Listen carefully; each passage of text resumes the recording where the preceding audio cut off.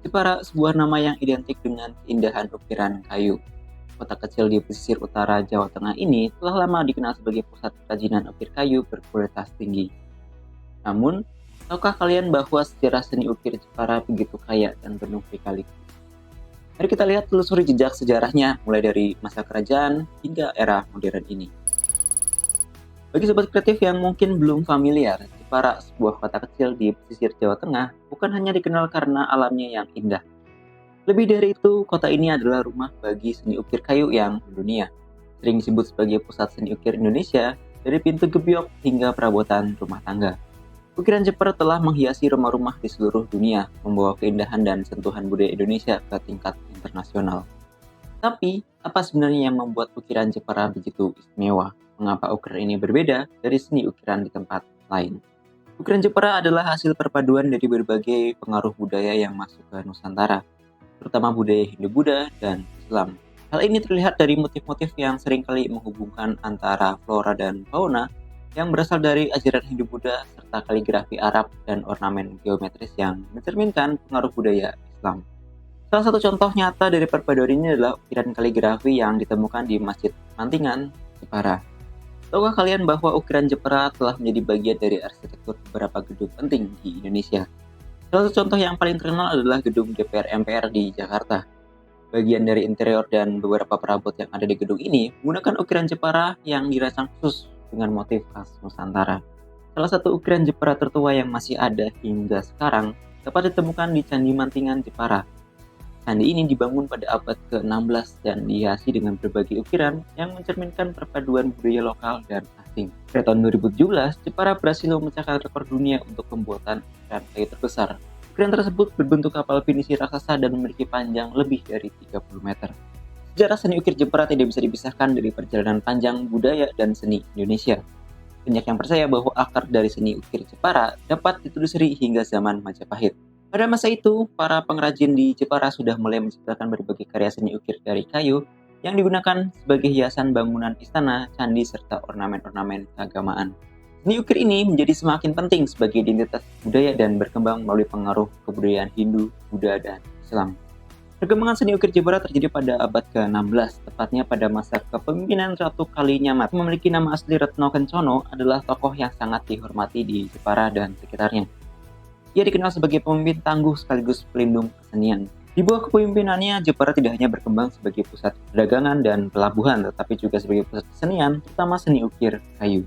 Ratu Kalinyamat tidak hanya mendukung, tapi juga memberikan perintah pada pengrajin untuk menciptakan karya-karya ukir yang indah, yang awalnya digunakan untuk menghiasi istana dan bangunan-bangunan penting lainnya. Salah satu ukiran yang terkenal adalah ukiran motif flora dan fauna yang mencerminkan kekayaan alam Nusantara dan simbol-simbol spiritual yang diadaptasi dari pengaruh agama Hindu dan Buddha.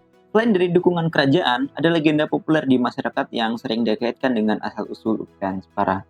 Konon, Ratu Kalinyamat terinspirasi dari ukiran-ukiran indah yang pernah dilihatnya di beberapa kerajaan lain, khususnya di wilayah Jawa Timur.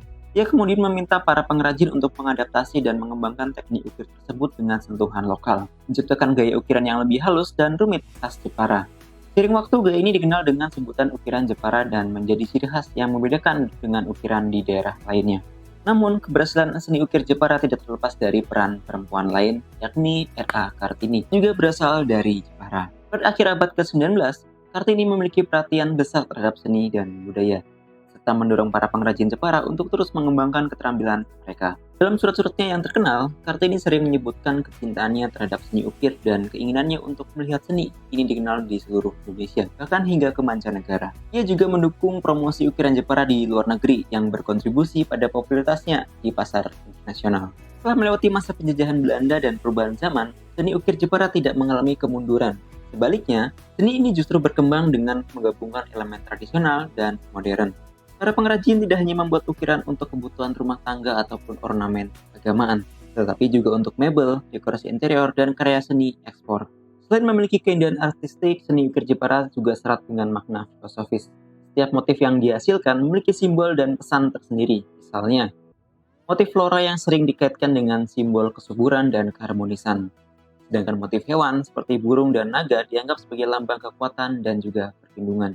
Filosofi ini mencerminkan nilai-nilai kehidupan yang dipegang erat oleh masyarakat Jawa dan Jepara secara khusus. Salah satu elemen yang membuat ukiran Jepara begitu istimewa adalah keragaman motif serta ciri khasnya yang membedakan ukiran ini di daerah lain. Ukiran Jepara dikenal dengan detailnya yang halus, simetris, dan kaya akan ornamen. Tiap motif yang dihasilkan tidak hanya memberikan keindahan visual, tapi juga syarat dengan makna filosofis dan budaya yang mendalam. Motif flora atau tumbuh-tumbuhan adalah salah satu motif yang paling dominan dalam ukiran Jepara.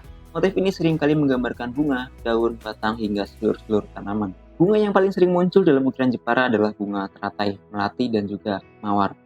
Seluruh daun-daun yang berkelok-kelok memberikan kesan dinamis dan harmonis pada setiap karya. Motif flora ini biasanya melambangkan kesuburan, kehidupan, dan keharmonisan dengan alam. Sesuai dengan filosofi masyarakat Jawa yang sangat menghargai hubungan manusia dengan alam sekitarnya. Ada beberapa ciri khas yang membuat seni ukiran Jepara dikenal dan dihargai baik di Indonesia maupun di dunia internasional. Yang pertama, detail serta kehalusan dari ukirannya. Ukiran Jepara terkenal dengan detail yang sangat halus dan teliti serta sangat mendetail. Yang kedua adalah komposisi. Salah satu ciri utama ukiran Jepara adalah keseimbangan antara elemen yang diukir. Yang ketiga, masih menggunakan pisau dan alat tradisional. Meskipun dunia modern sudah mengenal berbagai teknologi, para pengrajin ukiran Jepara masih mempertahankan penggunaan pisau pahat tradisional dalam proses pembuatannya. Teknik ukir dengan pahat ini menghasilkan ukiran yang lebih alami dan otentik. Setiap ukiran yang dihasilkan memiliki tekstur unik yang tidak bisa ditiru oleh mesin. Yang keempat adalah kekuatan dan keawetan bahan. Ini karena ukiran Jepara biasanya dibuat menggunakan bahan dari kayu jati. Salah satu jenis kayu terbaik yang terkenal akan kekuatannya. Selain kayu jati, pengrajin juga menggunakan kayu mahoni atau trembesi, namun kayu jati tetap menjadi pilihan utama karena kualitas yang unggul. Yang terakhir adalah penggunaan warna alami kayu yang dibiarkan tetap terlihat. Warna alami kayu, terutama kayu jati, memberikan kesan klasik dan mewah pada setiap produk. Warna kayu yang coklat keemasan seringkali dipadukan dengan pernis transparan untuk menonjolkan serat-serat kayu yang indah. Ukiran Jepara bukan hanya dikenal sebagai karya seni tradisional, tapi juga sebagai produk yang berkembang seiring dengan zaman. Meskipun akarnya berawal dari masa kerajaan dan penuh dengan nilai-nilai budaya, industri ukir Jepara terus mengalami perkembangan baik dari segi teknik, inovasi motif, hingga skala produksi. Sejak awal abad ke-20, ukiran Jepara telah menjadi komoditas penting yang tidak hanya dijual dalam negeri, tetapi juga diekspor ke berbagai negara. Pada era ini, mulai banyak permintaan produk-produk mebel ukiran seperti kursi, meja, dan lemari.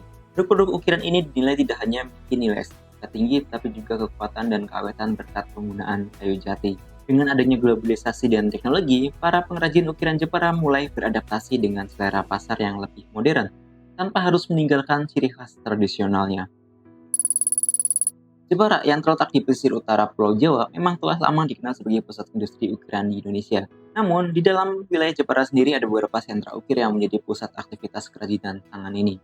Seperti Desa Mulyoharjo yang sering disebut sebagai jantungnya seni ukir Jepara.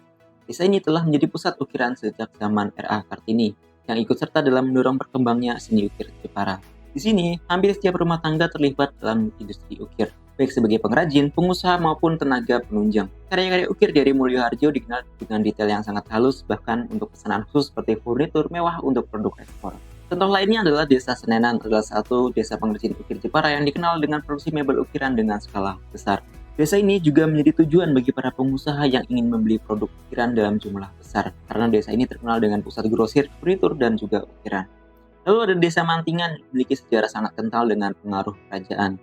Di sini, ukiran Jepara banyak mengadopsi motif-motif yang lebih klasik, seringkali dengan sentuhan unsur religius seperti kaligrafi Arab dan ukiran bercorak Hindu-Buddha. Sentra ukir di Mantingan terkenal dengan karya-karya monumental seperti gapura, pintu gerbang, dan juga ukiran pada masjid atau bangunan sejarah.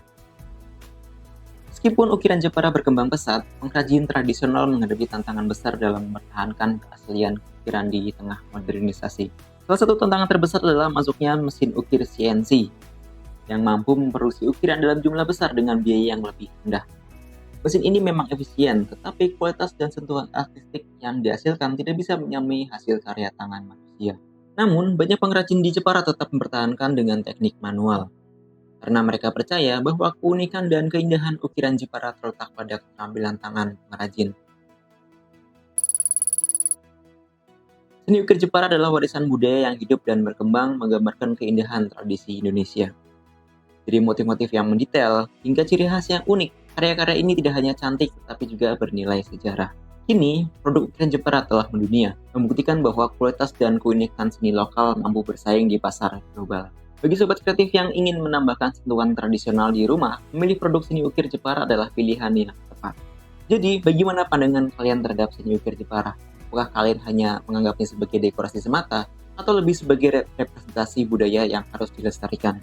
Dengan membeli produk ukir Jepara, kita tidak hanya mendapatkan barang yang berharga, tapi juga mendukung para pengrajin dan pelestarian budaya. Mari bersama-sama menjaga dan mengenalkan karya seni ini ke dunia. Ukiran Jepara adalah simbol bahwa Indonesia kaya akan seni dan budaya yang perlu kita cintai. Terima kasih telah mendengarkan sampai akhir. Kami dari tim Rekreatif Media. Tetap kreatif dan dukung karya lokal.